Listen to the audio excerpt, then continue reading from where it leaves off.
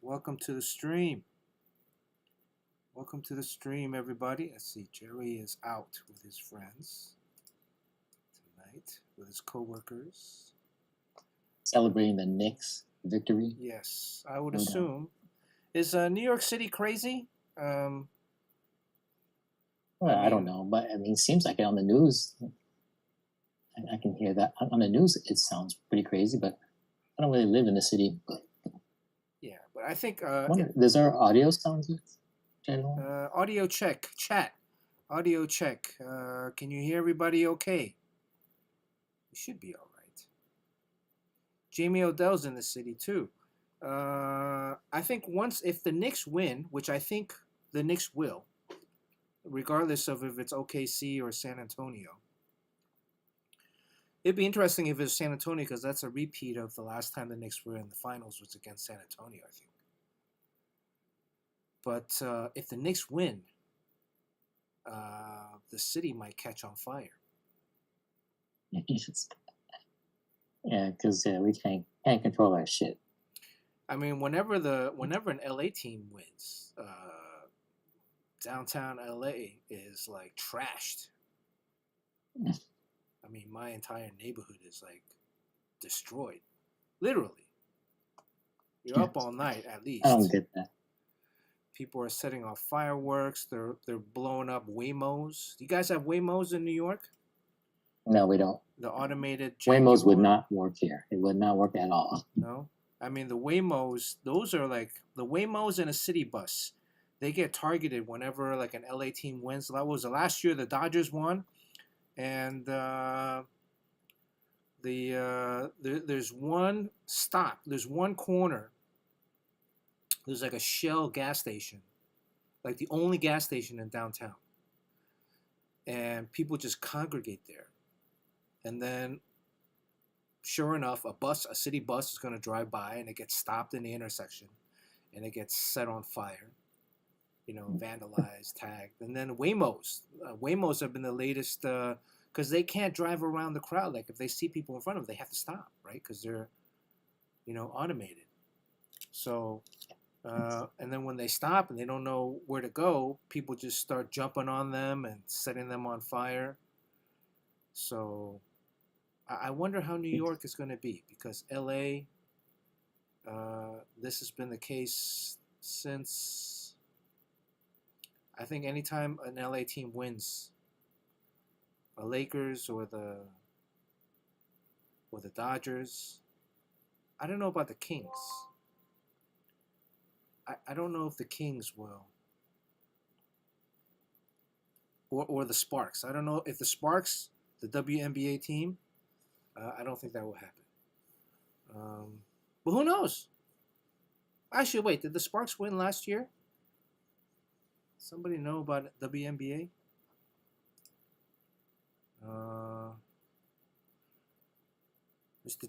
Jamie Odell's first in chat. Mr. Joshua, thank you for the resub. 68 months. Have we been streaming this long? 68 months? Mr. Joshua is one of the original subs. How many years is that? 5? That's more than 5 years. That's 5 years and 8 months? Almost 6 years? What's 6 times 12? 72? 4 more months. Holy shit. Sean, have we been streaming that long? 7 years? 6 years? Did we lose Sean? Uh-oh. Might have lost Sean.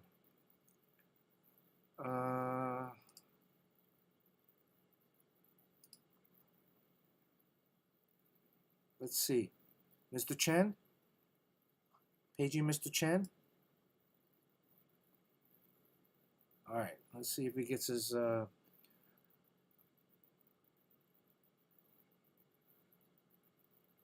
Way High is here. Mr. Joshua, thank you for the resub. Way High is here. Way High wants to go to Anaheim Fan Expo, but he decided to have a second child. Yes, congratulations on the second baby. Mr. Way High. So now you're getting yelled at 24/7. El Magusi, thank you for the birthday wishes. James Quo, good to see James Quo. Haven't seen you in a while. Hope, how was the show, James Quo? You were just at a show this past weekend. Saw that you had set up an artist alley. Hope it was a good show. Kevin P. West, good to see Kevin P. West. Hello, Chang Gang. Go Blue. Kevin P. West. Football season is right around the corner. Jamie Odell says it's going to be a huge parade. I think alluding to the Knicks eventual victory. But I just, again, Sean, are you there?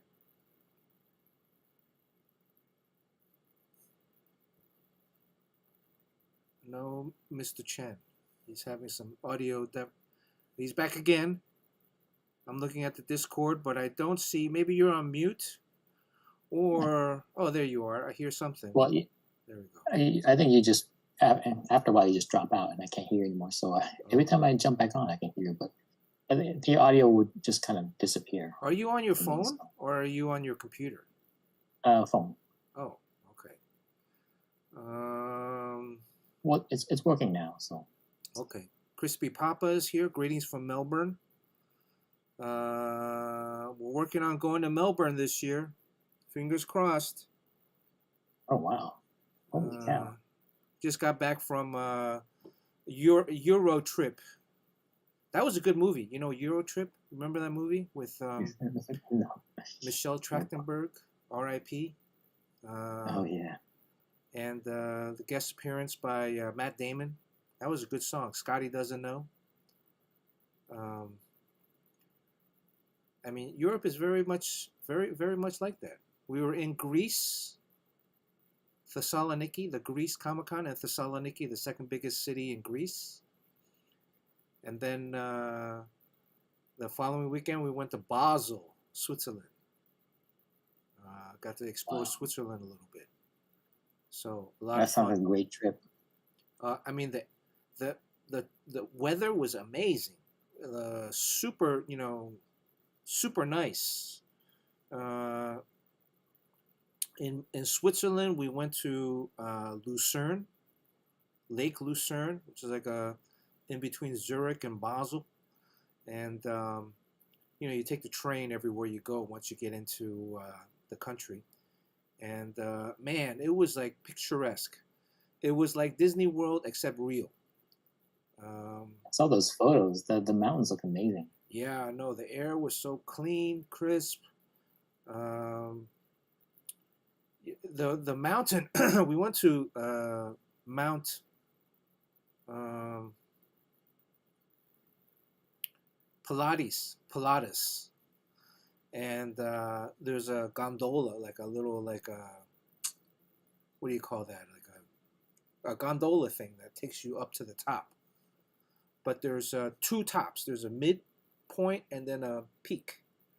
And the peak closes around like 5:30 in the afternoon. Everywhere in Switzerland closed early. We got there like around what 2:33, so we only had a couple hours. So we didn't go to the top. Plus it was cloudy.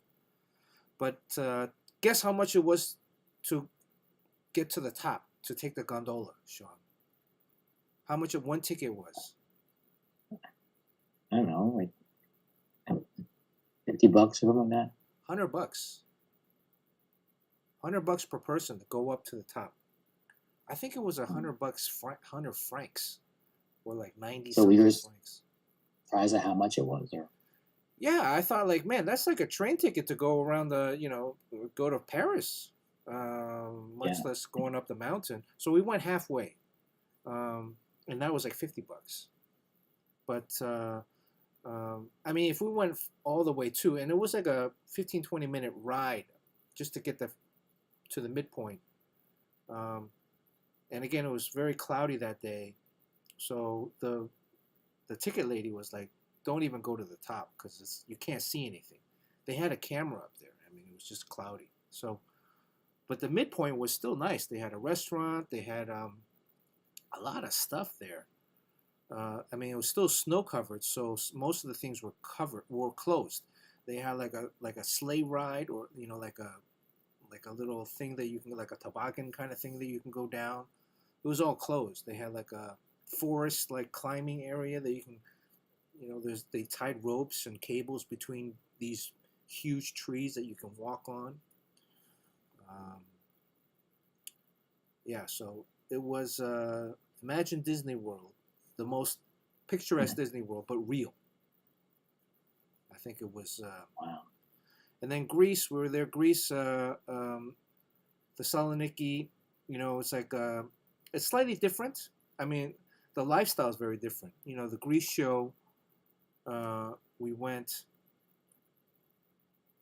Dinner was at 9:30, 10 o'clock every night, and it was like group dinner. Like all the artists went together after the show, and 9:30, 10 o'clock. We didn't finish dinner till like 12:30 every night. So What? I was exhausted. And then some of the other guys went out drinking afterwards, which in my age, I'm like, I was ready to go to sleep after the show ended at 7. But the dinners were great. I mean, the meals was big family style. Got to hang out with a new Stormbreaker, Jonas Scharf. Great guy. We had some good conversation. He sat next to me throughout the show. You would like him, Sean. Try to get him Cool. to come on stream one day. He's based out in Germany, but he's one of the new Stormbreakers for Marvel. Oh wow. So, and then in Basel, got to hang out with the Power Trio. Bruno Redondo, Daniel Sampieri, and Jorge Jimenez. Oh, Jorge Jimenez. Yeah. Yeah. Serious A-lister there. So that was, and I mean, that would have been the show to go if you were like a DC Comics fan. I mean, really, like some of these shows. I mean, if you go to, you're going to see him in New York, but in New York, he's going to be swamped. You know, as some of these smaller shows, you get much more. New York is expensive this year. Is it? How much is a New York ticket? Oh, you know what it is, Sean? You got to re-sign on. I think it's my phone is picking up. I don't know why it does this, but I'm going to turn off the Wi-Fi and I'm going to turn off the Bluetooth. Because the phone goes to turn on its mic and connect with the computer. Hello?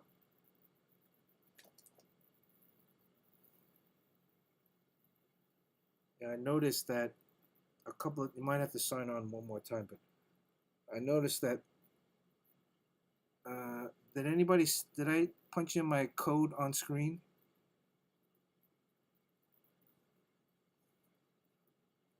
The stream is skipping.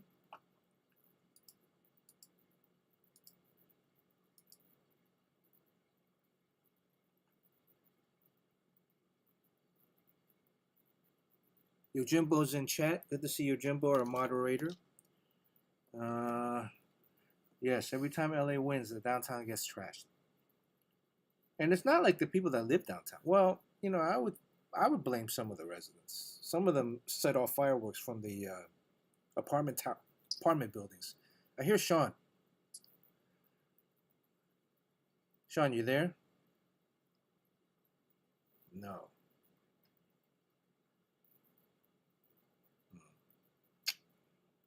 I turned off my phone connectivity.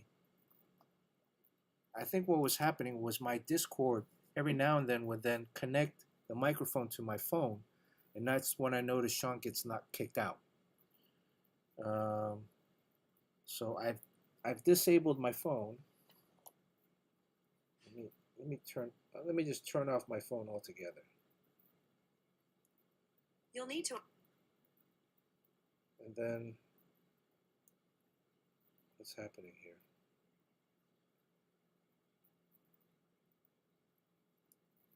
And then maybe we'll have Sean on for the rest of the. To who? What?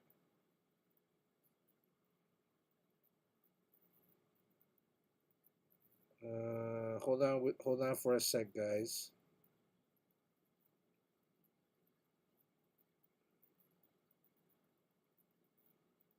Which is the power button?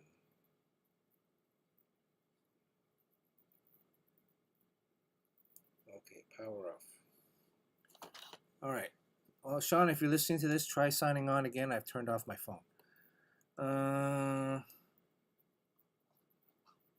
think when you have two kids, I think that's it. You're down for the count way high. I remember when my buddy Ben had one kid, he was still able to come out and play basketball once a week. But then when he had his second, that's it. He disappeared.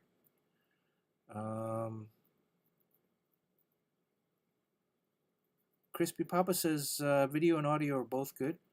Are these commissions? Way high. These are commissions. Not through Fletch.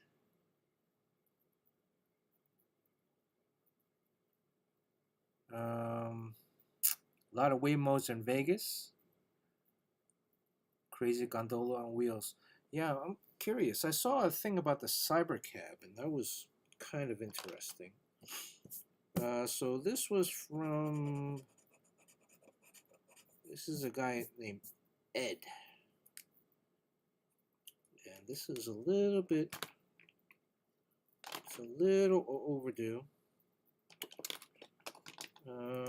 Hence, I think why I added all these arms.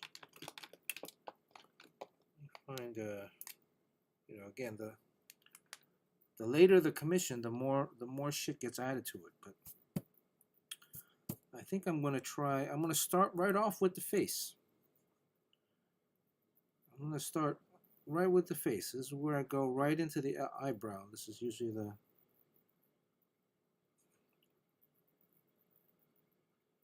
first. It's all glory, right? Can't. If I mess up on the face, that's it.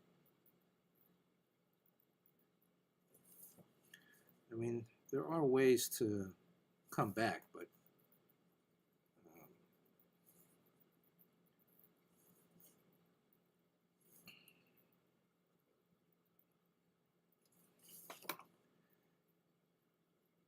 let's see here. Ooh, my vision is not. Wow, it's kind of blurry. That's a new.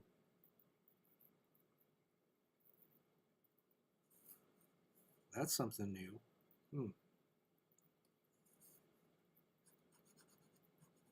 Having trouble focusing a little bit.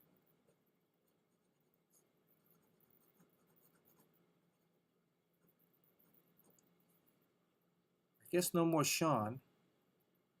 Got tired of trying.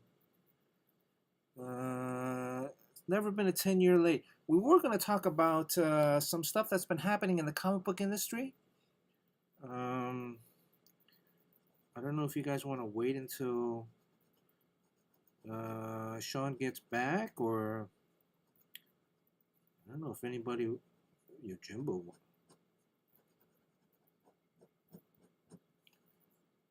And then when is the Top Cow? Is the Top Cow talent search due? Is it June or July? Just trying to figure out how much time I have.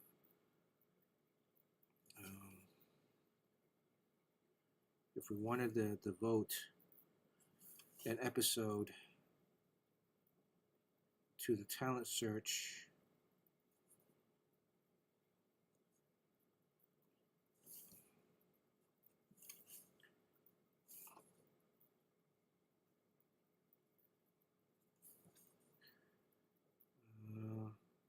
anything you guys want to talk about in chat? I think the longest is maybe a year. This is like a little over a year.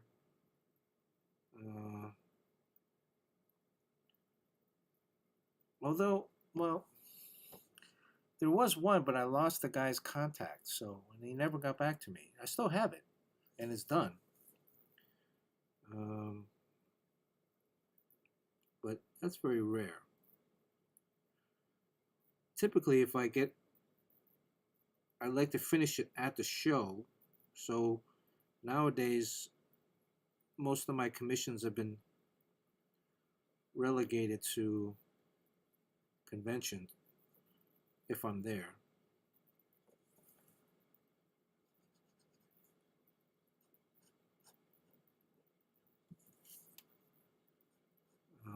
Still waiting to see if Sean gets back. Oh, there's Sean. I see you in the chat, but I don't hear Sean. Let me see. Maybe if the audio. Disconnect. All right, Sean. How about now? Let's see. I can hear. Oh, there we go. Hello? Yeah, I can hear you. All right, we got Sean Chen back. Okay. All right. You want to talk about the hot topic of the day? Are we talking about the Mike Mayhew? Hot topic of the day? Right. Yes, in terms of comics. Right. I don't quite understand what's going on because I only see snippets of it, so I kind of need to be filled in on what he's doing and what his take is and what he's trying to say. It's very interesting. He's streaming tomorrow. He said he's streaming tomorrow. I don't know where he's streaming. I'm assuming it's YouTube, or is it Whatnot? It's probably Whatnot. And maybe he'll have we'll tune in. He's definitely got some buzz, and it's the old adage: no press is bad. What is it? No press is bad press. Yeah, or like it doesn't matter what they're saying about you as long as they're talking. Yeah. So I mean, I think he's definitely got the comic book industry a buzz for the moment, and it centers around. I think here. Let me pull it up. What do you think of the face? I jumped right in on the face, Sean. Yes, Uh, not wise, but not for me. But yeah, good job. jump right in on the face. The rest is gravy if you knock down the face, right? Instagram. I think he's been mainly posting on Instagram, right? Yeah, so it's he wrote this manifesto, and I Uh, read that. okay, let me look for him. Mike Mayhew. Mike is a fellow comics pro. He's been Uh, around as long as we've been around. he started in '93. He started a year after us, so we beat him to the punch. He started in '93. Let me pull up a window capture here. I thought he only painted traditionally, but it seems like he does do a lot of digital stuff too. Yeah, I think his stuff now. Well, he's mainly only doing covers now. I don't think he's doing any interiors. Yeah, So this was Mike's page. If we can see this, familiarize yourself. Hustler of culture, no DMs. So this obvious right here, it's pinned, but he posted this yesterday, right? It was yesterday or the day before. Um, maybe it was yesterday. but it's definitely got a lot of well, long story short, he's encouraging artists to break out of the system, to take the red pill as opposed to the blue pill, or vice versa, whatever, and to create kind of your own business or your own branding. And he has, over the course of the last few years, uh, made quite a business for himself. And if we scroll down, and you go on his main page too, there's other. So here's a bunch of people replying: Mark Brooks, Mitch Gerards. Is it Gerards or Gerards? Uh, Dan Panosian, Mike Choi, um, some of these other guys. But he's getting a lot of slack. He's getting a lot of people are saying that he's crashing out. So mostly the pros are like what he has to say, and then mostly the fans and stores don't like what he has to say. Is that what it is, or is it just I think most of the people. I mean, Mark Brooks. I read his comment. He was like, he gets what he's doing, but I think people think that Mike is being a dick about it, or being pompous about it, or gloating. Whereas, Mark yeah? says here that he does the same thing, but without being a jerk about it. Yeah, those Uh, two have very similar careers. So, Mark is really successful, and Mike is also. So they're kind of saying that he's saying this after he succeeded, and then looking down and at his past and say like, everyone else, don't do that because it's all, you're just being strung along. Um, yeah, do what I do, and that's kind of weird because like if he's a really accomplished artist, we all can't do what he does, but um, in general, I agree with what he's saying. yeah, But to call out stores like that and say like forget store, and then conventions like we don't need conventions, we don't need stores. I'll just go right to the people. Like the stores and the conventions are leeches, the parasites that are basically gaslighting us to keep us down. That's what he's saying. mm. Well, this video here is him. That's a shipment of books. Uh, he's doing the app. He's doing his retail variant covers. So, last time we talked a little bit about like there's all these artists that claim to be Marvel and DC artists, but I mean they're really just variant cover artists. They haven't drawn any any stories, any storytelling pages. I don't even like saying interiors. It sounds demeaning. I would like to say storytelling pages. Um, but I think he I think he said he paid. I heard this earlier. I don't have the sound on. Was it like 15,000 or 50,000 for the shipment of books? So he's making his own. I mean, that's one thing. Like, if you're a bad artist but you have rich parents, you can tell your parents to like buy 50,000 books, and then you can get your own variant made. Yeah. Your shitty Well, drawing, yeah, that's the and thing. then So that's what these are. These are retail variants. So these aren't commissioned by DC. These are right, stores or or entrepreneurs. himself. Yeah, It's just entrepreneurs. himself. Because J. Scott Campbell does this. I think Tyler Kirkham does this. Where I think Sanford had I don't know if that was his or if that was a DC variant. But, many times DC will commission a variant. I've done variants for the companies and for Marvel. But the companies now also have a retail variant where you can go in and say, I'm going to hire my own artist and we're going to create our own cover for this one being Batman, Absolute Batman number 20. And this company They will say still have to this, approve. huh? Marvel will still have to approve the art though. Well, they I mean, still you have, just yes. can't get. Yeah. Yeah. They still have to approve the art. There's guidelines, but but you can hire anybody. So whereas DC or Marvel might be a little bit more selective in who they hire. Uh, so Totally. so some of these retail variants are just they're not necessarily selected by DC or hired by Marvel. They're bought. Basically, they bought that position. Yeah. So any if you're a bad artist, I suppose you could get your dad to buy a lot of copies and then make your own variant, and then you can call yourself a Marvel artist. So that's what's happening now too. I mean, a lot of people are doing that. This is a absolute Catwoman #1 cover. You can say here, you see here, each cover is crafted. DC 3,000 trade dress, 1,000 virgin, 1,000 foil, and 1,000 shadow variant. So he has 4 different covers, a total of 6,000 books. He's selling them anywhere from $20 to $100. And then I'm assuming additional extra for signatures and CGC grade. So I think he's also CGC. He has a CGC account, so he can get books graded himself and then sell you the slabs, pre-graded already. Oh, wow! And that of course ups the cost because I think CGC is another expenditure. I'm not sure if anybody in chat. I don't know how much the slabbing costs, but I'm assuming it's like $75 to $100 each book. Yeah, and it takes months, but if you do have a direct account, you can get people to basically you have to have a witness, and then they grade it and they put it in the slab and ship it back to you.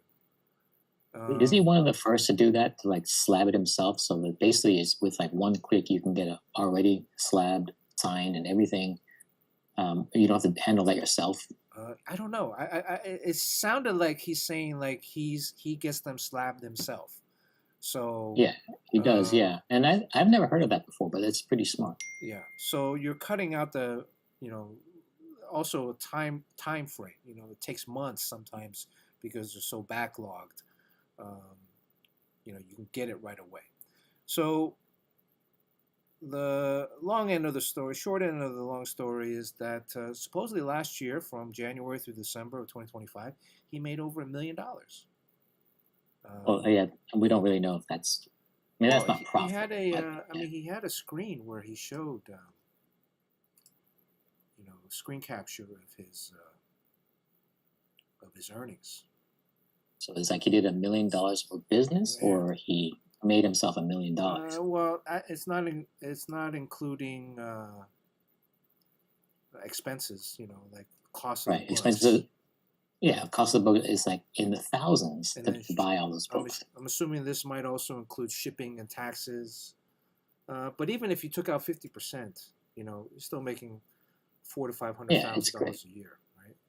That's great. So 1,007,500. And what's also interesting to me was that Mark Brooks commented in the manifesto, and Mark Brooks says he made more last year. I believe it. Mark, I'm going to say that Mark is a better artist and he's more popular. So he says he's on track to make more. And I'm like, man, shit, we're in the wrong business, Sean. Yeah, these guys are at the top. Mike Brooks is the very, very top of the, he is talented. And yeah, he puts out all this product. They run their business very well, both of them. And so the difference is Mike says that we don't need stores and we don't need broke ass fans. Like he's a high end company and he has a certain clientele, and others need not apply. No stores, no conventions, and no poor people. Right. Well, I mean that's it. It's to me. This mirrors a couple of movements recently. At the same time, I mean, more power to him. More power to him and his message, in a sense, the fundamentals of the message. I might not make the same message, but you know, there is some. I mean, he's doing it, right? Yeah, I mean, he has the receipts. He's playing. You know, it's almost like he's playing like the soup Nazi guy, right? Yeah. Yeah. You know, he's playing a particular role where he's his marketing strategy. So, I mean, a lot of it is like some of it is true. Some of it is that everybody's too nice. Maybe, I don't know. Whether you agree with it or not, it's, you know, I mean, that's how he's handling he's running his business. So I don't think he's lying about the numbers. But yeah, I'm just surprised there are that many people out there that would buy that. But you know, whatever. But you see some of the things he offered. Like he can't like draw. I don't think he's even as prolific as Mark Brooks, because I think I see more variety of Mark Brooks art out there. He has fewer covers because they do take a long time to create, but then he'll make the most out of it by selling it in like maybe 20 different ways, including different signatures where you can get the regular signature, or he'll like outline his signature in a color, right? Or yeah, he'll do the rainbow signature, which he signs it in 3 colors, so it's MA is green, and then like different color for different letters. And for each one of those upgrades, it's like $20 more. And yeah, so he's basically milking each piece of artwork in 20 different ways to get more and more. And I'm not sure who sees a perceived value in having him outline his signature in a gold pen to make it look snazzier. Well, but I think the discussion here is that he's obviously marketing or targeting a speculator's market. Right? I mean, people that are buying a book that's for $100, that you get the same book for 20. You can get the same book for $5. The same story, but you're buying the cover, right? That's different. You know, he's not even drawing the interiors. He's not drawing the. See, I gotta stop that myself. He's not drawing the storytelling pages. He's drawing just the cover, and so it's as if the cake doesn't even matter. You know, it's only the icing. And even at that, the perceived value, if we looked at the number of books, the different pricings of the book, the CGC pricing of the books,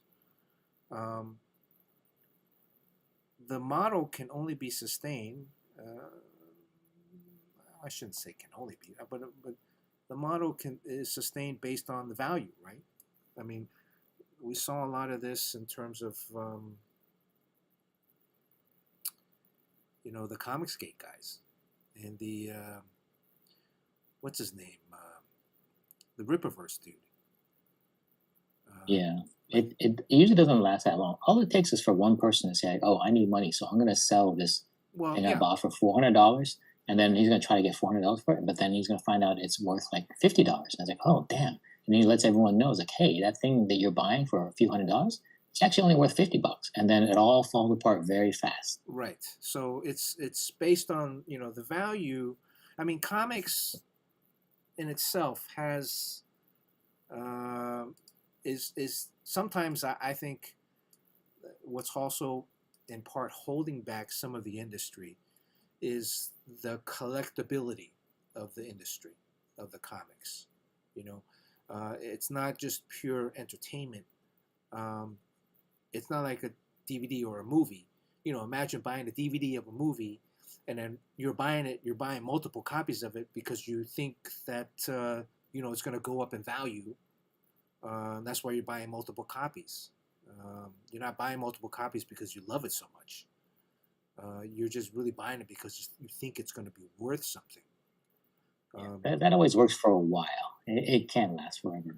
Yeah, and I mean, we were certainly a part of that when we were at Valiant. The gold books. Valiant did a lot of what did they call them, variant covers back then? What did they call them? I don't know. I forgot. Right. But it's all based on value. So Poop Kid is in chat. Poop Kid doesn't think Mike is that profitable. So, well, he did also, I think in another post, Mike did say that he spent in the last few years over $1 million in building his company, or $1 million in, I guess, investing $1 million. So, if he's making $1 million in 1 year, and he's spent over $1 million buying books over the last 5 years, let's say $250,000 a year. I mean, it's a sizable investment, right? And then how many extra copies are left? Again, the collectability, the value of this product. It's not like it's in some ways, a lot of people think it's like stocks, but with stocks, at least the companies have to file earnings, right? And performance numbers with the FCC or whatever federal agencies, so that they're not cooking the books. But with these, kind of smaller operations, there is no regulation. So you could say it's 3,000 copies or 6,000 copies altogether. But who's to say that there's more or less, right? And you're right, Sean. When it comes time to sell that book, if you can't sell it for what you think the value is, how are those collectors going to be valuing any of the other books that they have? So, DYL Pickles in chat. I mean, like the Rippaverse books, when they came out hot. He made like what, $1 million for the first book? More than that, 3 million, was it? Yeah.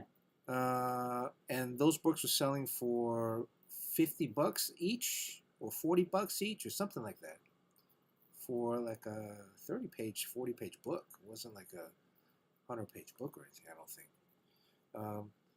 And people were, and he had, again, different cover variants. Some of them were slabbed. And initially the value held up on eBay. But if you look at those books now, I think they're worthless, or certainly not at the levels that they were when they first came out. So yeah, I mean, we've seen this over and over again. This is a model that repeats over and over again. So it's kind of well understood, but it still gets people. What I don't get is what part of his business plan that he thinks that it would be good to shit on poor fans, stores, and conventions.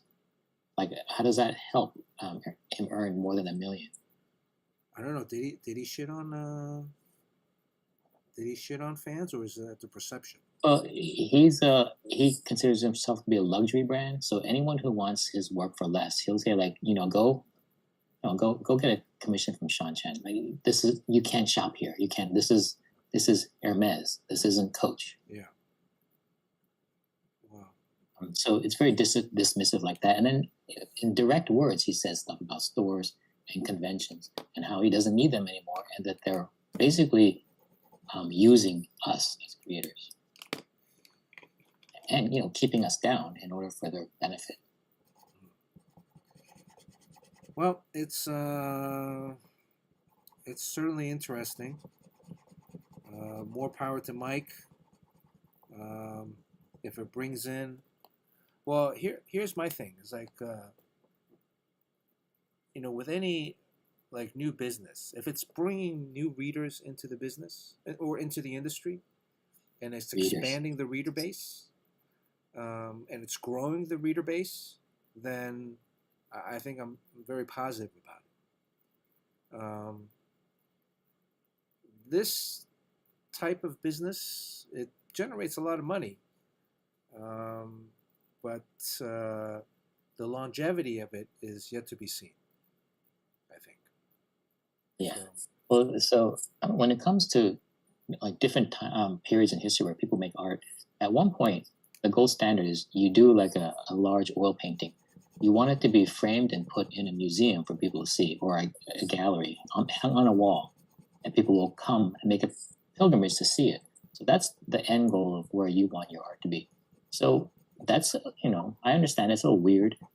These days it's different. The canvas is not, linen canvas, and it's not hung in a gallery or a museum. The canvas is a comic book cover, and you do your work there, and then it doesn't matter what's on the inside. This is just the way you display art now. It's strange, but it's on a comic book that you don't read, and you shouldn't read, or you devalue it. And it's just weird that that's where we've gotten to a point now where that's where the artwork is displayed. Yeah, I mean, I'm privy to some information that glosses on this subject, but I've signed an NDA. I can't talk about it. Ooh, not specifically about Mike, but about and this was from a few years ago. But it is just Yojimbo brings up a good point. If he's Hermes or LV, then he needs to destroy his inventory to keep it artificially scarce, which is another aspect, right? A lot of these luxury brands, if they can't sell the product, they don't put on a sale. They just destroy it, or Funko did that, or throw it in a closet and hope you have enough space to. I mean, this is in some part what happened with the speculative market back in the 90s, right? People were buying books, and a month later it would go from $250 was the Valiant comic, right? Was it $250 or $2? $250, I think. And a month later it'd be like $20, and then a month later it'd be like $60. And if you got a gold variant cover, a gold logo cover, that was instantly $100, $150, depending on the title. And so people were buying multiple copies of a book. Not just the stores. The stores would have to order, but the stores would order extra copies. So if they know that the store could sell 10, they'd order 20. They'd sell 10 to their pull list or whoever comes in, and then they have another 10 in the back room, and they pull one out the next month and sell it for $20, right? And the kid comes in that bought the Turok #1. Well, this was actually before Turok #1, so I'll say, let's say ride #9. A kid bought ride #9 and comes in and sees that, oh, it's $20 now. Oh, I bought it last month for $250. Now it's $20. Oh, then I'm gonna buy more next month. I'm gonna buy 2 or 3 or 4 or 5 copies, right? And so the stores would order to fulfill those, but then they would also still order more to keep in the back room so that they can make additional profit the following months. So both parties, the stores and the customers, were ordering extra copies.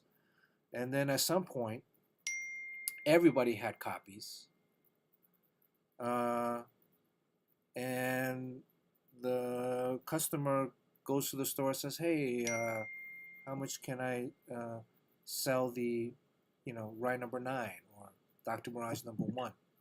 And the store is like, "Well, it's on the shelf for $20 if you want to buy it, but I don't need any copies because I have another 100 in the closet, in the storage room," right?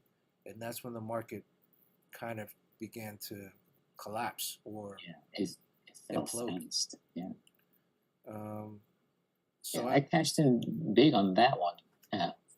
But then I thought it was going to last forever, but of course it didn't. But the only thing you can do, and I would recommend this for Mike Mayhew and all those guys, to do what Sean Gordon Murphy does. You can charge 10 grand per commission, but as soon as that guy tries to sell that commission and can only get 2 grand for it, you're screwed, and it all comes crashing down. So he takes that money and then he invests in real estate. So, and then you do kind of get to lock in that. Because this stuff that they're doing, we should know now. We should all know better. It doesn't last. Right. It takes the what is it called?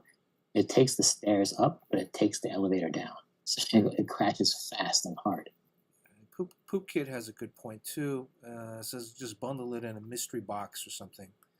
And make them, that's what everyone's doing. It's mystery box everywhere. It's a good way to unload a bunch of crap. I mean, the mystery box really is typically, they say, it's the retail value of, if you're paying $20 for a mystery box, it's like, oh, the box has $25 of retail value. Well, that's really like $25 of stuff that they couldn't sell before. And then so you're winning, they're winning. Again, this perceived value, this collectability concept. On one hand, it's kept the industry alive, and it's kept the industry newsworthy. But also at the same time, I think in some ways, it also does hurt a little bit.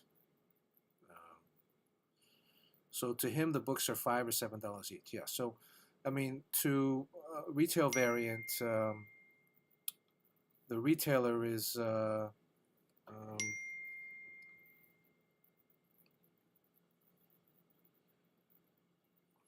Hold on. Jerry's texting me. Oh, I think he's drunk. I turned off my phone. That's why. Ay, jai, jai. Did you hear that DC is going to be on Twitch? Oh yeah, when? I think I saw something about it. Maybe Yojin was back, but Jim Lee was on Twitch not too long ago after a long break, and I'm wondering like why, and maybe because DC has some sort of community building thing that's going to be hosted on Twitch, which I think I saw something about that. So who's going to be drawing? I don't know if it's drawing or what type of show it is. Yeah. But I'm just surprised that anyone's doing something on Twitch like they see a future in it. But I wonder why Jim. Well, we know why Jim was off because he had to finish Hush, and if he got on Twitch and was drawing a fan art or something, then everyone's gonna say like, "Hey, why don't you get back to work?" So he had to wait till he finished all of that and dealing with his health problems or whatever. And finally, when he got from underneath that, then he immediately got on Twitch and started picking that up again. Oh, we gotta pick up. Maybe we gotta pick up some of his. Yes. His strays. So. Yeah, it's an interesting subject. This what's happening this week with Mike. Do you know Mike personally? I don't. I think I've met him before. Although I don't really. They should do a whatnot. I don't know how whatnot works, but it seems like that's the place where it should be. Yeah, there's a lot of creators on whatnot. I think it's kind of like Twitch or YouTube, but anybody here goes on whatnot in chat? Anybody in chat goes on whatnot? We should try it. like together. I'm not gonna do it by myself. What is the But difference between Whatnot and Remark? oh, I don't know. There's Or another streaming called Remark. is it Rare Mark or Remark? Raremark, yeah, Raremark. Sorry. I didn't know if that was streaming. I know Rare Mark is sort of like a marketplace. So Kevin P. West is on. Kevin P. West says he's on Whatnot. So I signed up in an account, but I don't use it. But can Kevin P. West fill us in a little bit on? We're gonna crash this show and sell some stuff. Are you guys really gonna end this show right now? Oh, hey. Oh, what's up, Jerry? I'm Don't looking Jerry. for sushi. I want to order sushi for Bernard if that's okay. Why? Oh, Don't order anything for me, man. No, but like I'm looking at all these fucking restaurants and it's so confusing. Dude, like, don't. Tokoyama, DTLA, No. Tamon Sushi. I appreciate it. Don't order anything for me. I'm good. Thank you. God damn it! So can I Where's order the it fun in that? tomorrow? This is like it's so like crazy. No, it's all right. I Look, kind of want you to eat the sushi on the stream. Yeah, or big old cake. A sushi cake. No, thank you, Jerry. Don't worry about it. I thought you were out. With I just got home a couple minutes ago. All right. Well, thank you though. Don't worry about it. It's very kind of you. Then we come tomorrow, like during the day, so Very, we're not very kind of you. I have I'm getting my refrigerator tomorrow. I'm excited. Joining the It's been a land while. of the living again, the modern world. My refrigerator had broken, and I came home. I've been living without a refrigerator for the last few months. So, Wow, that's a long time without a refrigerator. well, I bought like a mini fridge. Bernard, So. is Katsuya a good restaurant? It sounds like it's good. Katsuya, no, Katsuya. don't order Katsuya, please. The picture looks very nice. Jerry, The picture please. looks very nice. Do not order Katsuya. I'm actually, after the stream is done, I'm gonna go get something to eat. So Well, I can just order for your birthday, no, I've motherfucker. already placed an order for it. So, but thank you. Ay, ay, ay. Yeah. Is it on the belly of a woman? Or man. Shh. Blues Boy is here. Blues Boy's on Whatnot. So Kevin P. West says it's like eBay, but you can auction off your art live. Blues Boy says it's a great app. You could sell a lot on there. You could draw this piece live and sell it right after you finish it if you wanted to. Yeah, we should try it. Intruder Jimmy. Yeah. I think it's right up your alley, and you'll probably be impressed at how much money you can make. Because I know everyone's doing it, and that's where the highest margins are from. And I think that's where most of Mike Mayhew's money comes from. Is this the same Shang-Chi commissioner from like a month ago? From a year He's ago. been traveling, okay? Great idea to put all those hands there. Hey, Jerry's slurring his whose speech a idea little was to add the hands? Was that Jerry? That was bit. Do you mine. remember? That's right. That was a great idea. Ay, ay, ay. So basically you're tailor made for Whatnot, and I think it's just completely out of like you just don't know about it yet. But when you do it, you're like, hey, I should have been doing this a long time ago. What are the fees with Whatnot? Like, what do they collect? Does anybody know? Blues Boy's seen a lot of comic book artists selling their art on there, or commissioned through other sellers as a guest. With Whatnot, Poop Kid says you can't push them towards your website or anything outside of it.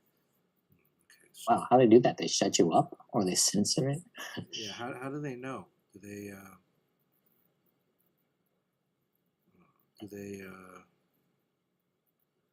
Maybe all three of us, you, me, and Jerry, should be do a Whatnots. we should do a Whatnot. Yeah. We should do what if we did a sketch battle on Whatnot? You can pay $20 to come battle us.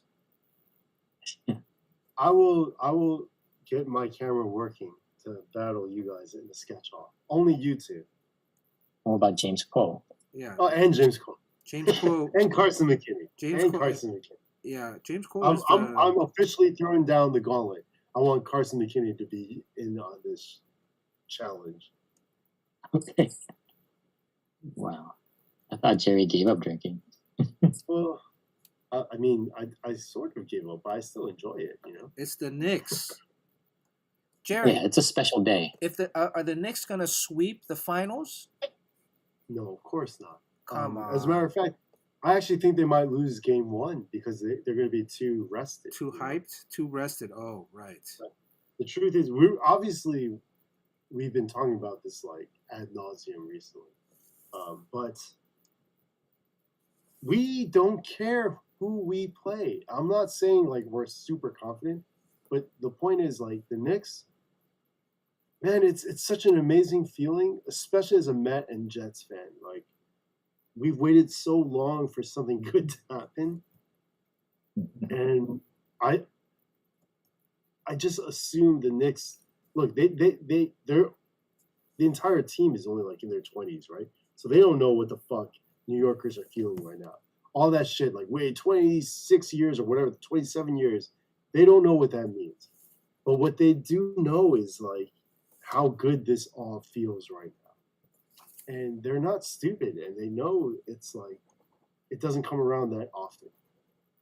And I do believe no matter who the Knicks play, the Knicks are going to be the underdog.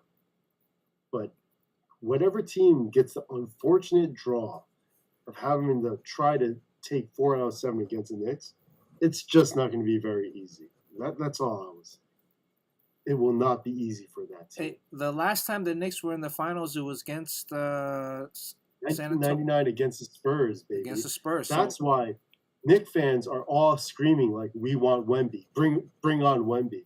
Right. Everyone thinks it's because they think Knicks fans like don't respect the Spurs, but what we're saying is we want fucking revenge, and we don't give a shit about like we're the underdog. Like I said, we're the underdog either way, but we want revenge, goddammit, and we want to return fire. It took 26 years or 27 years, whatever the fuck it is, but the Knicks. We just want to return fire and claim what should have been ours. The question is, how effed up is the city going to get the day after the Knicks win the championship? The day after they win it, are you kidding me? If they win one game, even when they're down 3-0, and the Knicks win one and stretch it out to 6 games, it's New York is going to be in a like state of fucking red alert emergency. That's what makes it so much better too, right? Like everyone here knows how big this is for us. It's not just another. It's not like the Yankees going to the fucking World Series, This is different. It's taken us over 2 decades to get back here, and we want to make it count. Wow. See, I say we like I'm on the fucking team. Yes. That's how we feel. We all feel like we're on the fucking team. I think you should buy tickets to either San Antonio or Oklahoma City and watch a game there live. It's so much cheaper to fly to one of those cities and watch the game. Right. Than to just watch in New York.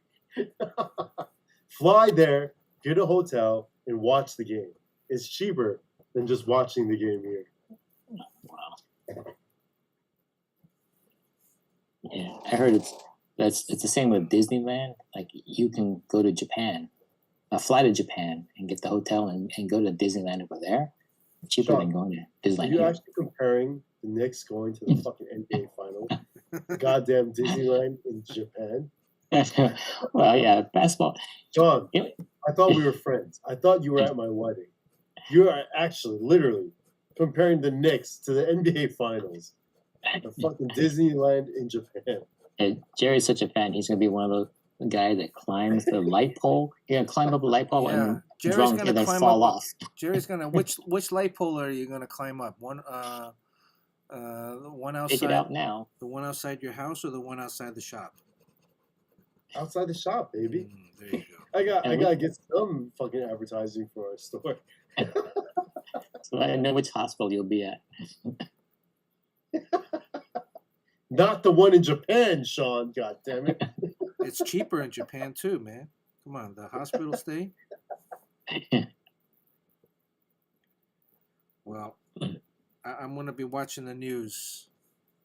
You know, the one thing with being overseas too, going back to the being in Europe last week, uh, I completely missed the whole Knicks run over the 2 weeks. You know, when I got back to the States, they were like, "Oh, Knicks is going to be in the Eastern Conference Finals." I'm like, "What?" Um, I think that's between that and just like basically there's an embargo against any news when you're overseas. You know, so you don't hear about, Why? huh? Well, why is that? Well, because you just you don't have access to like, I mean, Okay. you know, That television, was like China. your phone. Yeah. I mean, my phone, I didn't have. I was limited in my Wi-Fi access. I didn't get a chip, um, so I have to rely either on Sharon or the hotel wherever we're at. So that it severely limited my internet access, and I think I was happier for that. I couldn't, you know, couldn't find out what's happening in the world, which is great. Grease those poles. That's what. Yeah, you're gonna have to grease the pole outside of the shop. All over New York, you have to grease those poles. Jerry's gonna show up with. There's gonna be a stripe of grease down his torso. Shit, So I'm trying to order you liquor for your apartment, Bernard. no, don't. I You keep can't. fucking up. Don't worry about it. So weird. I can't drink today. Super weird to get delivered to you. Don't worry about it. Ay, ay, ay. If you want to have a drink, I'll pour a drink right now. We can have a toast online. Yeah, let's do that then. God damn it. We'd rather do that. No, but Bernard, man, you're my boy. You're basically we're family now. I gotta order you something. Well, we are fam. Don't worry, we'll get it. We'll get it. We'll handle it when we see each other in person. How about that? Ay, ay, ay. Right. Who is this commission for? This is not for Carson McKinney, right? No, Carson's McKinney's is done. I forgot it. I forgot to mail it out before my trip.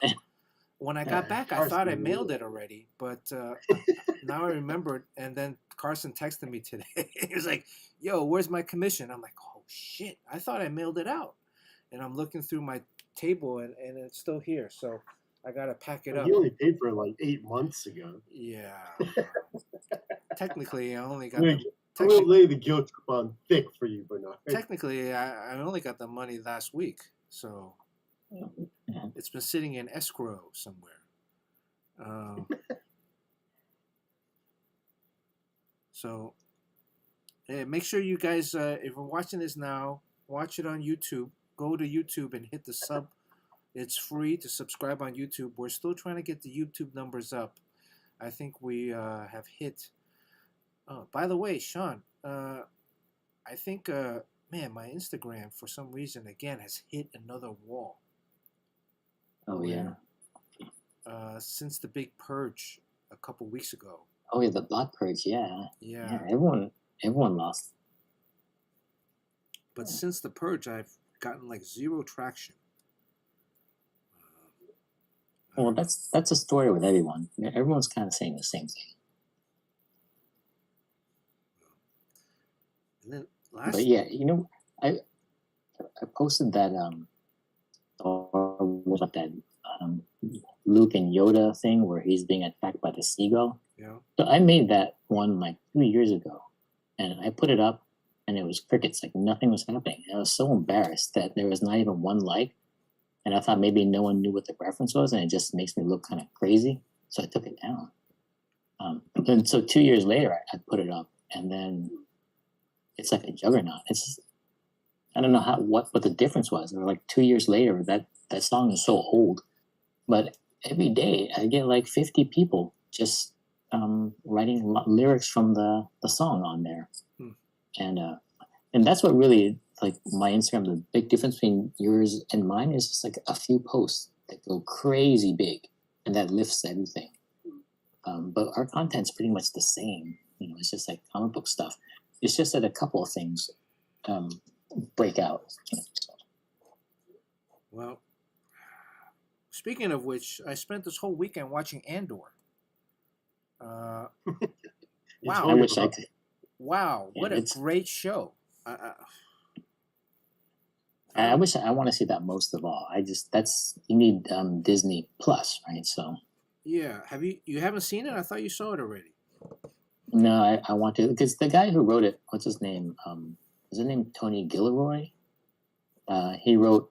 He's one of the best writers out there, like, Is in he terms of is like he the showrunner or is he just one of the writers in the room? I think he's probably the head writer. Uh, Okay. he wrote Michael Clayton. I think was the name of that movie. Like really great dialogue, really great writer.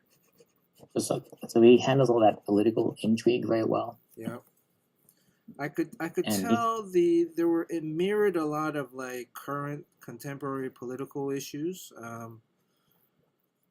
And but man, I was like intrigued one episode after the other. Although the second season I thought started a little slow. it's rough. Second season isn't as good. It's just not. The first three episodes, there's this wedding where I'm like, they're just eating time, and like that wedding really actually doesn't even come up later on. They could have condensed it down to 1 or 1.5 episodes. Um, I get that they're trying to build up this culture within the society, but still, I thought it just started off really slow. But the second Yeah. half of the second season picked back up, and I thought it kind of. Can I say something about one of the followers on the stream? Sure. D. Rogers. He's in Japan and he just texted me pictures. Oh, He's shit. at a art show in Japan. JoJo's Bizarre Adventure. oh wow, that's good stuff. Yeah, Yeah, I have no idea who that is. I thought it was Fist of the North Star. My apologies. it's an unusual art style. It's definitely like not the most professional, but he really does go there. Though. He's just drawing some strange stuff. Really effeminate Yeah, men. I would just say for anyone listening to the stream, we're so happy if you guys are down to like involve us in your trips and show us. So D. Rogers, Dustin, I'm just going to Dustin. Before he went on this trip, I was telling him like to just Google what art shows, comic manga art shows be out there, because every time I've been to Japan, and I think I've been there pretty often, but every time I've been there, there's always some awesome art show for comic fans. Yeah, we need more of that. And he didn't even think of checking it, and he thought right before he left, he checked it, and now that's why he's sending me these pictures. I think it's so cool. Everyone should go to Japan. Save up your money. Go to Japan. But yeah, It's the time to go to Japan. Everyone's going. it's so cool. I can't wait to get back out there myself. Where he's in Tokyo, or he's in? Yeah. He's there for like 2 weeks with his whole family. Yeah. Oh, sorry, I shouldn't say that. That's a little personal. Sorry. His pin number is?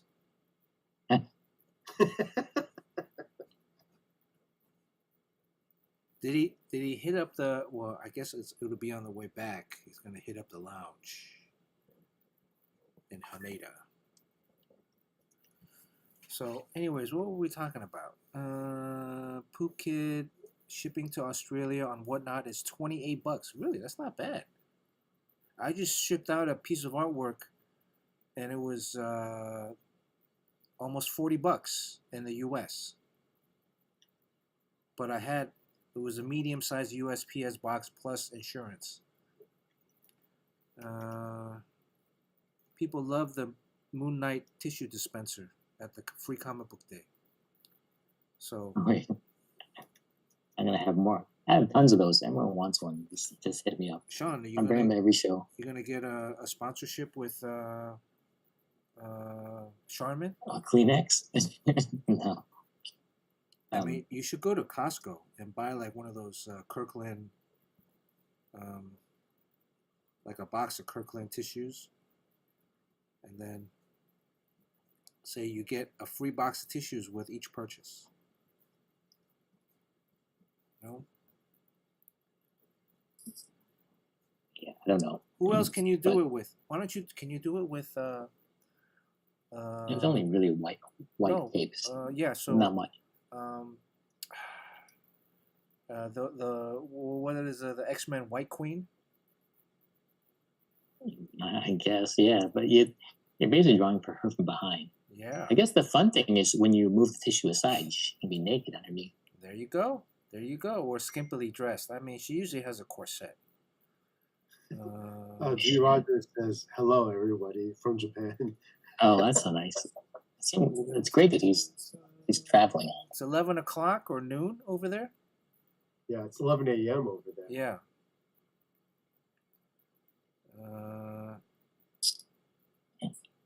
All right, I'm gonna take off. I got to call my wife, who's in Taipei now. All right.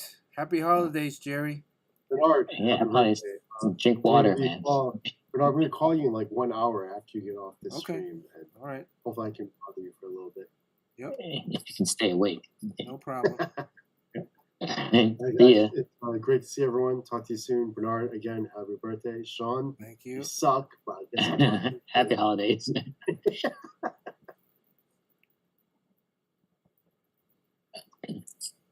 Yeah, so yeah, Whatnot. That's the place where I think you would really thrive there. Whatnot. Yeah. So maybe next week we'll try. Can we do? Can I? So I can't co-stream on Twitch and Whatnot. It has to be a Whatnot Yeah. stream. I have no idea what goes on there, but I just know that everyone's doing it, everyone's making money. I don't even know how to watch it or Whatnot, but I guess you have to. You don't have to. Like, anyone can just watch it, just by putting in the website address. I guess I'm gonna do that. I mean, whatnot.com.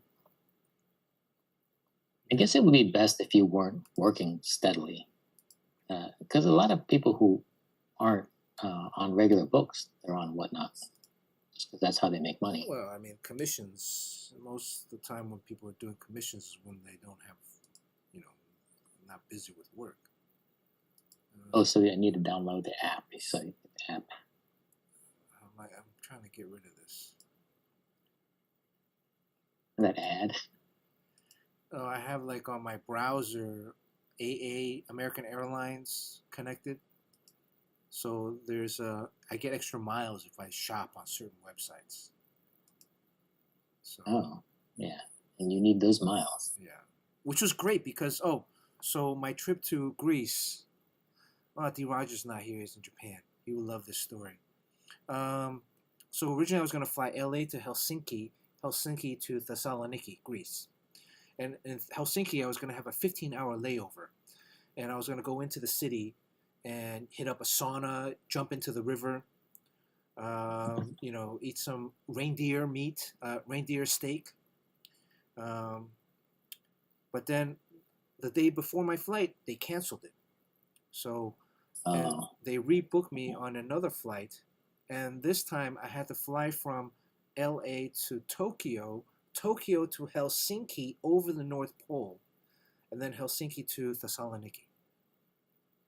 And which was great because then I got to, it's an extra 12 hours on the trip. Actually, the trip took the same amount of time. I just didn't have the layover in Helsinki, or the long layover in Helsinki. But I got like 20-something thousand miles out of that trip. I was like ecstatic. 25,000 miles. Wow. Whereas I would have only gotten maybe a third of it if I had flown the regular route. So, and I got to fly over the North Pole, which is really cool. Actually, yeah, I flew Finnair, which is the Finnish airline. And if you fly, once we passed over the North Pole, the stewardess walked down and handed us each I got it right here. They handed us each like a postcard. I thought it was like a really nice touch. This is for the North Pole? Yeah. It says you just flew over the North Pole. It was like wow. Look at this. I thought this was such so a you nice know touch. When you're really, really old, like you basically make the most of all of your time. You leverage and capitalize on your comic book fame. When you're really, really old, your bucket list is not going to have anything on it. Well, it's going to say something like sleep in or something, because Yeah, he would have done everything there is to do. Isn't that the purpose of life? So here we I hereby suppose. we hereby certify that you have flown over the North Pole with us. So Wow. what a nice touch. That's cool. You know, Yeah, that's nice. everybody got like one of these little postcards, and yeah, I just thought like, wow, that's really cool. I mean, I'm nowhere near Yeah, George you're in a very Clooney's. exclusive club. Yeah, I'm nowhere near George Clooney's character from that movie. I think he was Where 10 Sam million. Elliott comes and sits down next to you. Yeah. Or who? Wow. That guy Sam Elliott comes and sits down Oh next to yeah, him. the Like, hey, pilot partner. says congratulations, Yes. 10 million Yes. miles. No, that's 10 million. I'm only a million. I actually did cross over a million miles with American Airlines on this last trip. This Whatnot has a lot of ads.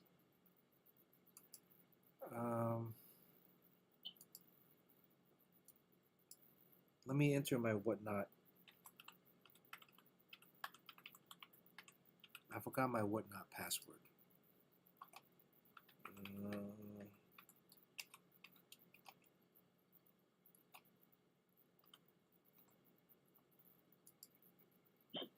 Yeah, I wonder, like with Mike Mayhew saying that stuff about stores and conventions, that we don't need them. We can make a connection directly with the end buyer. I don't even know if he really cares about the connection with them, but I think it's important to get out there. The convention brings you face to face with the people that support you, and then you can have a moment with them, and then just it's kind of hard to remember exactly what's going on in their lives when you see them next year. But I try, and it's important just to get out there and just get to know these people. I think that is part of the original art experience. It's not just about the art or the transaction. They can discuss the artwork and then have like an experience, and that's some people say that that's an important part of it. So I think Mike Mayhew is like, oh, forget that, and forget the stores because they're just parasites, and then forget the conventions because they're just using you and you don't need them. So I don't even know what, like, I wonder if he cares about building a connection with his buyer. Like, he definitely doesn't like the poor people because screw them because they're not helping you. Yeah. But the high end buyer, though, I wonder if he like gets to know them and then speaks with them. Like if that's an important part of his business. I mean, that is part of the contention, right?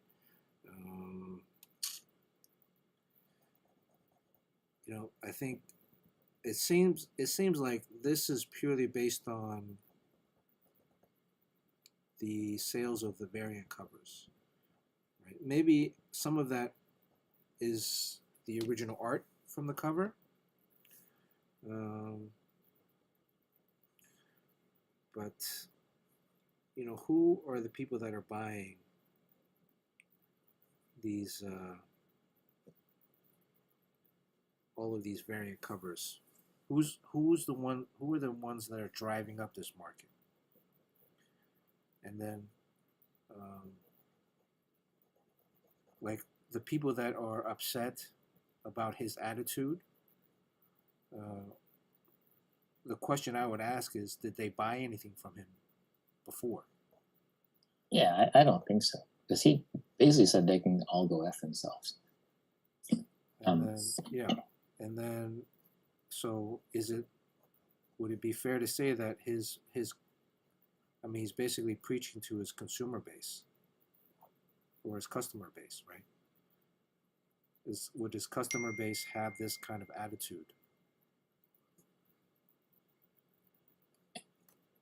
Yeah, and that manifesto was written to us, basically, to his industry peers, to just stop what we're doing because we're not helping the cause.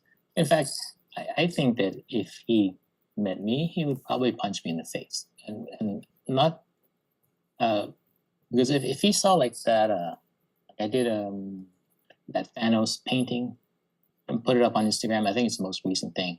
If he would have asked me, like, well, how much did you charge for that? And if I told him, he would have to punch me in the face just out of principle, uh, because what I'm asking for, that work, harms him because it makes him look bad for charging what he does, and it's not helping the cause at all. So Well,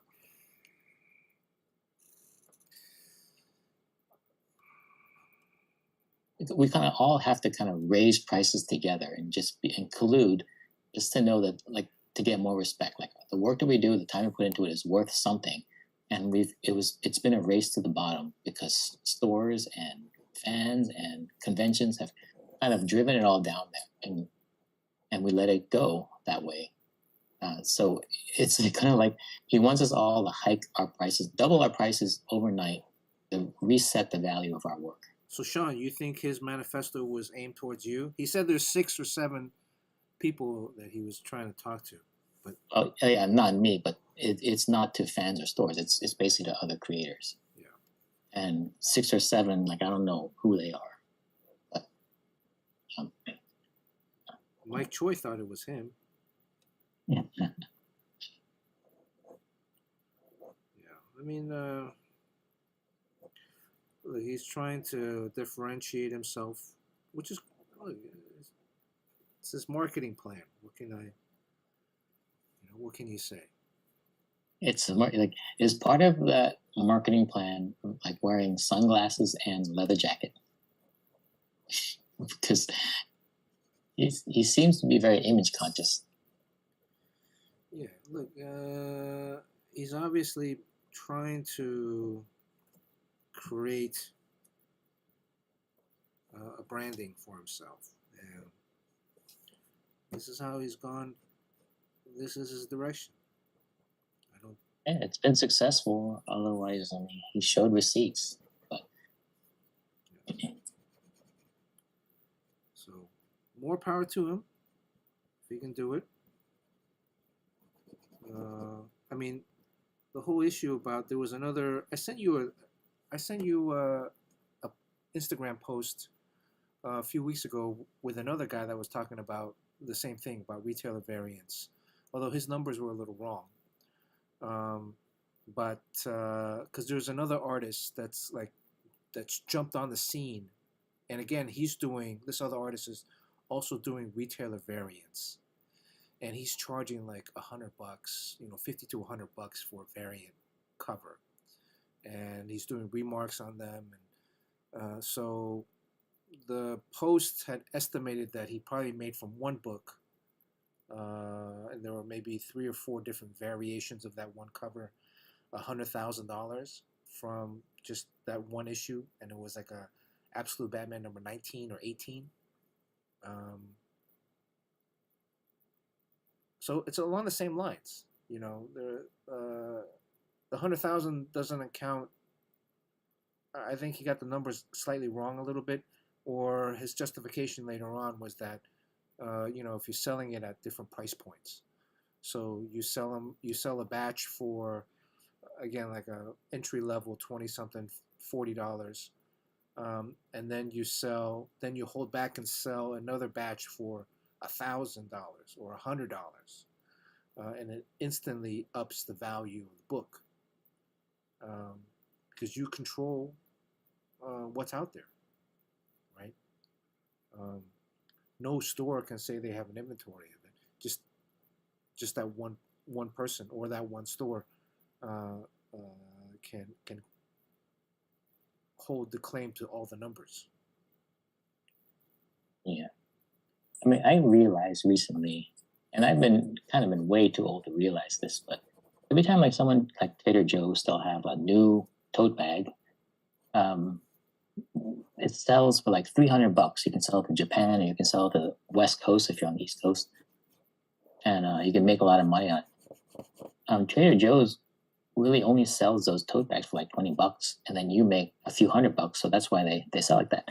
When I saw things like people reselling stuff on the secondary market, how much money you can make, I'm like, wow, I don't need to go buy a Funko Pop. I can make that stuff. So I would be making penguins and I would be making everything, the running figures and a lot of like, if it, like even with commissions, I can do all that stuff and make custom toys, and they did go over really well. Like, people liked them, and then I was wondering like, well, how come I'm not making the $300?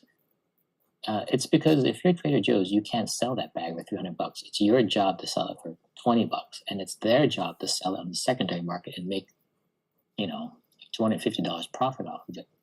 So that's when I kind of realized, oh, it's my job to sell these for what Walmart asks, and it's their job to profit off it. So I'm just making other people rich. So I kind of stopped making a lot of those toys, and just realized that it's not like I'm an important part of the process, but I'm not the one that makes the money. Well, so that's where the retail variant comes in. So you need a retailer, or so you need a middleman. Kevin P. West or Way High, I'm sure they want to, or your Jimbo, basically you sell a certain number to the public, and then have Kevin P. West sell the rest at a marked up rate. And then, you have a deal with Kevin P. West. He gets a fee. And then there you go. Yeah, well, what Mike Mayhew was doing is basically getting the money that would have gone to the secondary market buyer, and which is smart. Like I just couldn't figure out how to do that. I mean, I've sold covers for I think I sold a cover for $300, and later on, someone sold it maybe 15 years later for like 6,000. Well, that's like the new Superman. I mean, the Death of Superman cover sold for $1 million, and what was the original price for it? It was like a few $1,000, right? Yeah. So we have our place in that ecosystem, and we're not the one that makes a huge money. We're the one that makes the product. We should. Is there a way? Is there a way for us to make that money? Oh, well, Mike Mayhew found out. I'll find a way. Yeah. More power to him. Sometimes I think, drawing storytelling pages, to me, that is the fundamental foundation. That's the foundation. That's the cake of. That's what it's all about. Yeah. So we should be getting paid the most. Yes. But we're not. And we're not just amongst creatives. I mean, yeah, penciler inker gets paid more than a writer, in some, depending on the writer, but in the general aesthetic of things, cover artists will get more, but it's only one cover, or they can sell that, whatever. But the storytelling pages that's the cake, not the icing, but the cake. Yeah. But even within the companies, I know a lot of the editors don't get paid a lot, but there are also, it's these corporations. There are people within the corporations that get paid.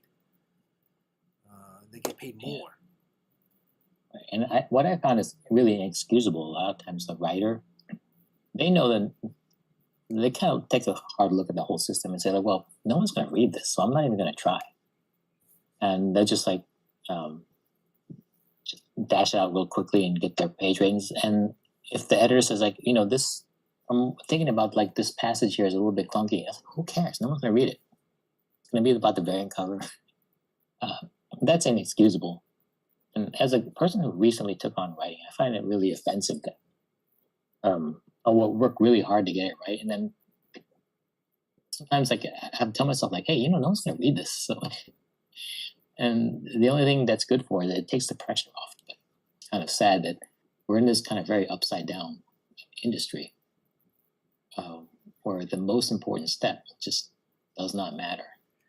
Yeah, it feels like the artist. The artists had their run in the '90s, in the early '90s,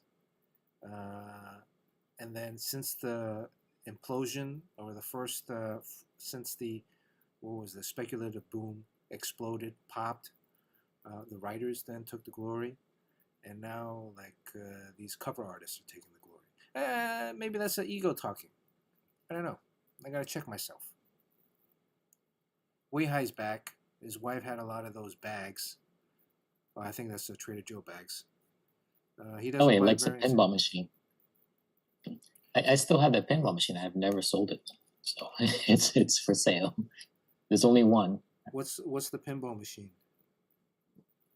I made a little wooden pinball machine, and then I Oh, that's I right. gessoed the surface and drew Catwoman on it. So it's the Black Cat pinball machine. I was gonna make more of them, but I think everyone had a problem in that they didn't want to play pinball all over their original art. So it was just kind of a bad mix. So you know, What were you but doing? You were drawing a commission on the pinball machine, or what? it was a pinball machine made out of wood, and it's like a big canvas to do artwork on. Just because like pinball machines always had like pop culture art on there, so I was able to draw on it, and I made one, and people really liked it, but and it also it displays on a wall, and you can take it down and play it. But I don't think anyone would ever play it because They don't want to fuck up the artwork. yeah. Even though my kids have played it a lot, it doesn't really damage the art at all. How much would it cost to do a DC version? I don't even know. Oh, Catwoman one. I don't know. I would have to make another pinball machine. I still have the plans, but these things you throw a lot of things at the wall, and then you just kind of do the one that hits. Sean, And right now it's those running figures. you have 2 kids. That's like free labor right there.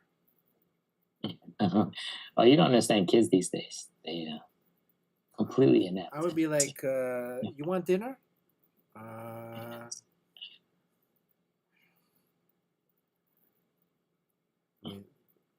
I mean, in the grand scheme of the universe, I mean, people have kids so that the kids could provide for them, and work the farm, Yeah. right? However many thousands of years of evolution, you have kids so that they can work the Yeah, it's farm always with been you like that. to sow the rewards of the harvest. More hands, although more mouths to feed, but yeah. Wow. I would be putting those kids to work if I had kids. I wish.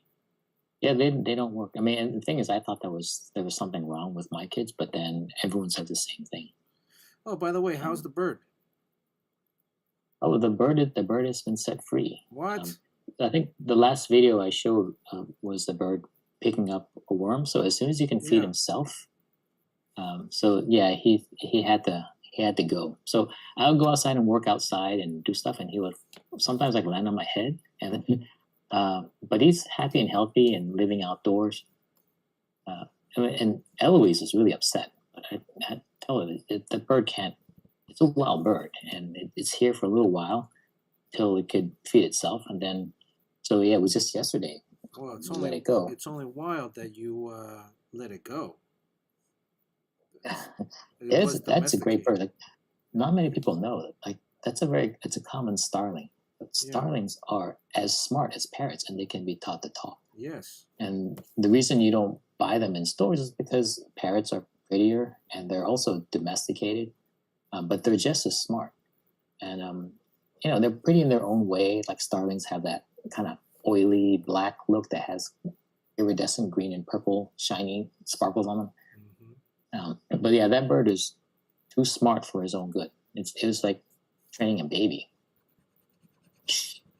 And how long did you have the bird? It was only like a few weeks, not even a few weeks. Yeah. Yeah, 2.5 weeks, and it went from a little naked chick that was basically on its way to dying. Well, wasn't there 2 birds and a mom? Yeah. So what happened was, as soon as we got them, I put the birds outside, and the mom would feed it, but I can't get it back into the nest because the nest is inside of our ceiling. Yeah. So the mom would feed it on the ground, but then a Cooper hawk ate one of them. Oh, snap! Yeah. And so then I was like, all right, I'm taking this one in because that one doesn't stand a chance. So then my daughter and I raised that one, and it grew up fast and uh, finally was able to feed itself. It was so dependent on us, and basically could not be in a separate room. It always wanted to be with us. Either always wanted food or wanted to just like hang out with us. They're social birds? Yeah, They're extremely. flocks, right? So I mean, this bird parrots are was social birds. So it was very affectionate. This one, but toward the end, it started getting a little bit. It kept on looking outside, and then when we tried to put him in his cage, it wouldn't go in. So I was like, yeah, I think there's a natural part where they separate from their parents. So that means that's when you know he's ready to go. Here's the thing, Sean. Put the bird to work. You get a whole bunch of starlings. Like, you know, one person takes one bird, you know, threads this needle, the other bird pokes a hole, and you know. Yeah, well, you don't have to worry about the kids. Get the birds to like an assembly line.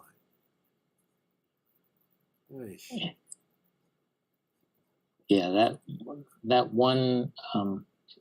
It's so smart that one sibling it had. I think the mom, it would squawk a lot and make a really loud screeching noise, and that would call the attention of the hawk that was nearby. So the mom would rush to feed it, so that it would be quiet. And then the bird caught on. It's like, hey, if I squawk a lot, then mom will come and feed me because she doesn't want that hawk to come. So it would just like squawk and squawk and squawk, and the mom would feed it. So it kind of just knew how to play the game, the system.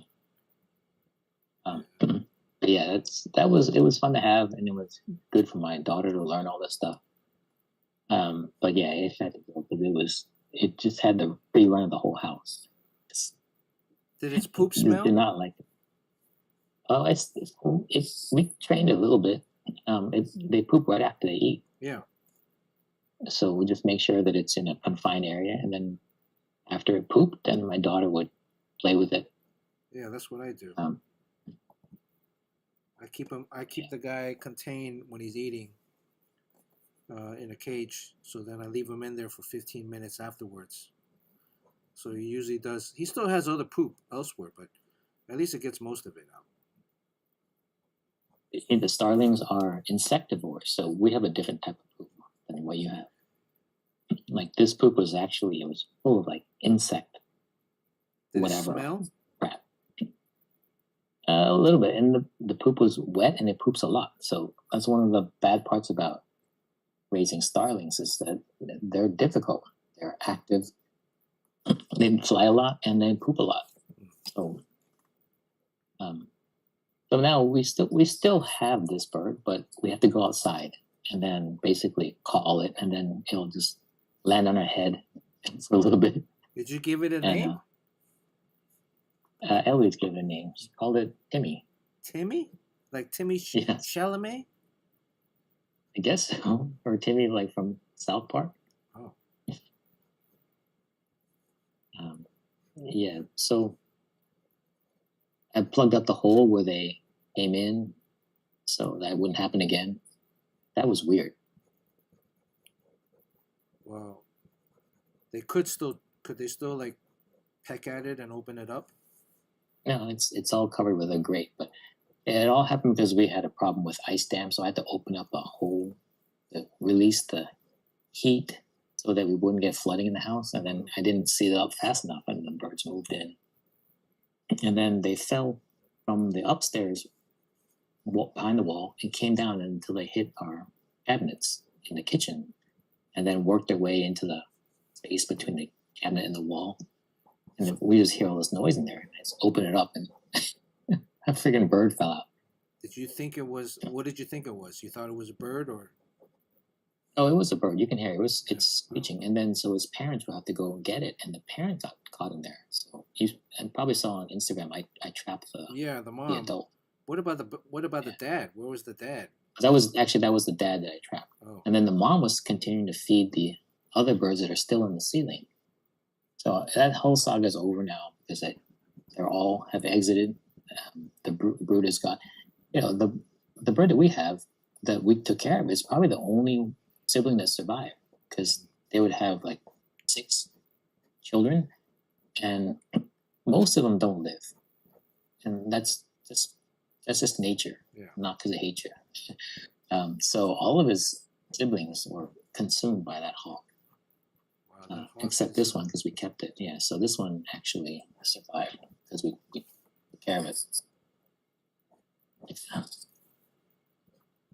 Oh yeah, so like starlings were brought here, I think, and released in Central Park, like James Cole was saying, because someone had the bright idea to have all the birds that Shakespeare mentioned released in Central Park, which sounded like a good idea at the time, but then they started proliferating, and they're basically an invasive species. So one of the reasons why we took care of it, because we can't take it to a rehab center. They won't take it because it doesn't belong here.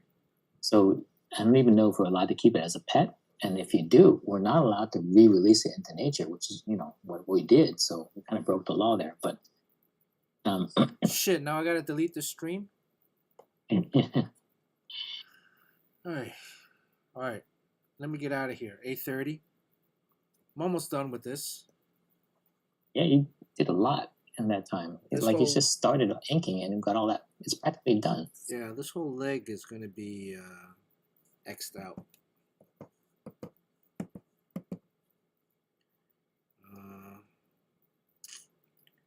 So it's going to be filled in black. Yeah.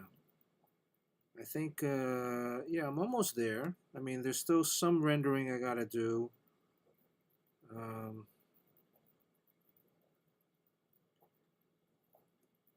Wondering. Well, Jerry's not here to egg me on to add color to this, but I think I'm gonna find like maybe like a tone to put into the suit, right? I think this area in the suit. Oh, like a gray wash. Like a gray wash, and then maybe a gray wash in the background somehow. There's a lot of this flare, fire, mystical kind of FX.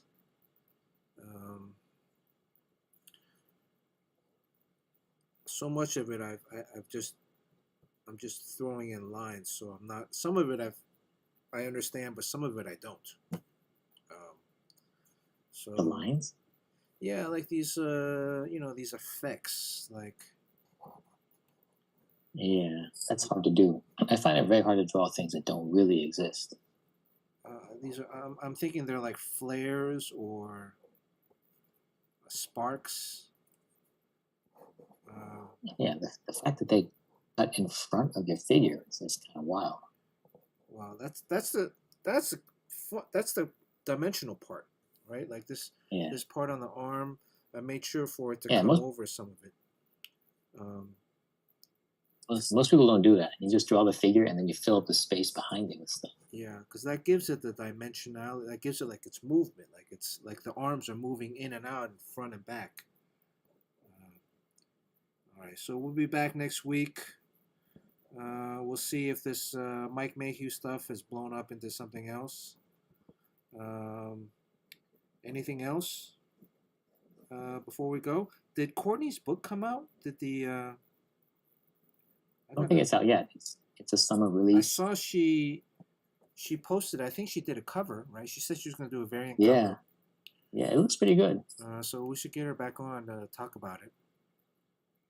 See when the book comes out. And anything else before we get out of here? I'm going to go eat. I'm hungry. Oh yeah. Yeah. Happy birthday and everything. So thank you. Too bad you're without your lady. But yeah, she's a good girl. I'm a lucky man.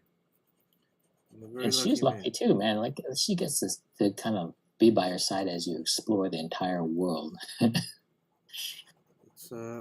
Sean, who would have thunk drawing comic books can get you flying over the North Pole? It's the greatest job, I would say. I think James Quill had a little bit of taste. He's just at the beginning of his journey, big landmark and his first show. But just look what you're in for. If you really hunker down and do a good job, it opens so many doors, and it really is the greatest thing. Don't become a variant cover artist. Tell stories. We should come up with some kind of term for cover artists besides just cover artists. Who should we rate? Like pretender to the throne. Is that a good term? Something like that. Yeah. You know, artist or fartist. Like fake artists. I mean, they're not really comic book artists. You know, that's the whole thing. Is like they're not drawing comic books. They're drawing illustrations, but drawing covers, but they're not like comic. So who should we rate? Anybody have any suggestions? Amarath. I always say Amarath, and we never rate her. She could have died of old age. It's been so long. You know, she sells farts in jars for like $100. She farts in a jar and sells it. And people buy it. You know, it's kind of like, I mean, she's going direct to the consumer, right? Yeah, skipping the stores and conventions. She doesn't need to go to a convention. She doesn't need to go to TwitchCon to sell any farts in jars. And any suggestions? I don't see anybody drawing on my. Does James Cole have? I gotta find out about that DC Twitch stream. Yeah, I wonder what if is that's that why. DC Twitch stream? I would like to. Are they gonna invite us on? Yeah, we can crash it, right? They can't keep us out of the comments. There's a guy making puppets. Hey, did you see the thing I sent you the other day with somebody making that costume? It was a really the tauntaun. Yeah, that was really good. Yeah, that was awesome. Yeah, and they used the swim noodles. Yeah. To make it, and then fur. Yeah. Too bad. I wish I had a kid. I would have really gotten into that. No, maybe there's something for your bucket list. Maybe I can do that for Halloween. Okay, what's this? Have a kid. Have a kid. Anybody drawing comics? Oh, hey, Travis is back home, so he finished his freshman year. Oh yeah. And he got a perfect 100. Nice.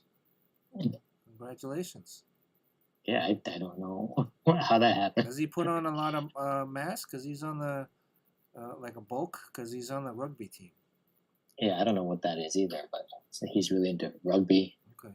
And he came back with a perfect score. That's great. Okay, let's let me find this. I don't see. Does James Cope type anybody?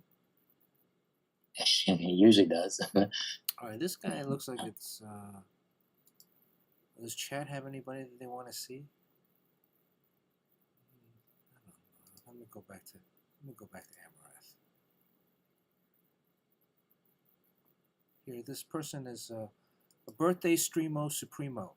So this guy's having a birthday too. So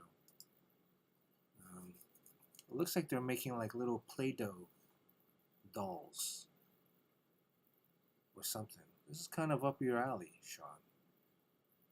Probably a Sculpey. Yeah. Oh, it's clay. Oh shit!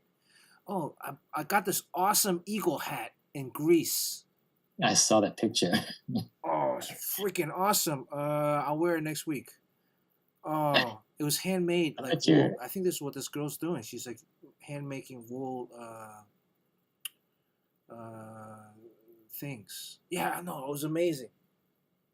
It's the best $100 I spent. I was wondering what that was. Yeah. Okay. All right. Happy holidays, everybody. Thank you, Jimbo. All right. Happy holidays. We are back. Yeah. All right. Let's see. Okay. Yeah. See, I think she's this wool thing. Martu. No, I gotta